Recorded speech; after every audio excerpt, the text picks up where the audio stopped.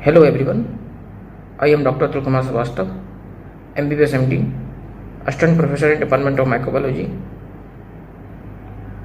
आज मैं अपने DD सीरीज का पार्ट 5A अपलोड करने जा रहा हूँ। इस पार्ट में भी पहले की तरह 5 क्वेश्चंस हैं और बेसिकली 5 क्वेश्चंस नहीं है, ये 5 टॉपिक है जो आपको क्लियर करने हैं और इनके आंसर्स मैं कल अपलोड करूँगा। और आपसे एक गुजारिश है कि आप एक कॉपी और पेन लेके बैठो और प्रॉपर नोट्स बनाओ। इसके बाहर कोई भी question second year professional exam में और ऑल इंडिया पीजी में, एम्स में, डीएनबी में, एफएमजी में नहीं आना है बाहर से, ठीक है। तो आपको आज के क्वेश्चन पसंद आते हैं तो चैनल को लाइक कीजिए, सब्सक्राइब कीजिए, इंस्टाग्राम पर फॉलो कीजिए। Thank you so much, see you again. आज की डीडी सीरीज की स्टार्टिंग करते हैं।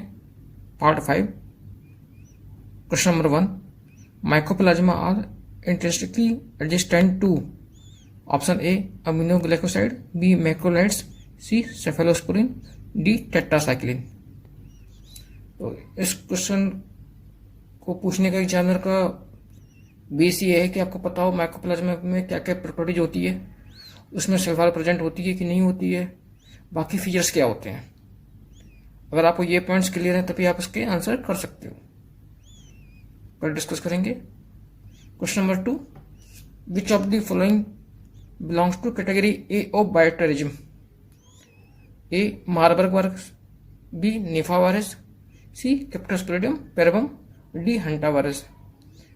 और मैं आपको बता रहा हूं ये टॉपिक 100% इस बार आएगा और आने वाले कई सालों तक आएगा, क्योंकि बायोटेरिज्म एजेंट बहुत इंपॉर्टेंट टॉपिक है और मैंने इसको अलग से ही बनाया है यूट्यूब पर पूरा वीडियो। आप बायोटेरिज्म एजेंट्स पर जाकर देख सकते हो कि कौन कौन बहुत डिटेल में है, कौन कौन से ए होते हैं, कौन कौन से कैटेगरी बी है, कौन से कैटेगरी सी है, कैसे आपको याद करना है, क्या निमोनिक है, सारे फंडे हैं। फिर भी इसको कर डिस्कस करेंगे दोबारा से। Question number 3, hot favourite question है ये सारे पीजी एग्जाम्स का। An adolescent may develop vomiting and diarrhoea 1 hour after having food from a restaurant. The most likely pathogen is option A clostridium perfringens, B vibrio parahaemolyticus, C staphylococcus aureus, D salmonella species.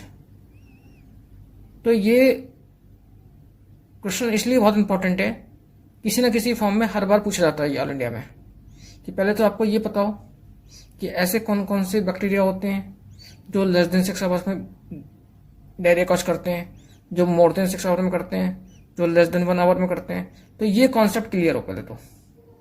दूसरा, किस चीज़ के खाने से क्या होता है।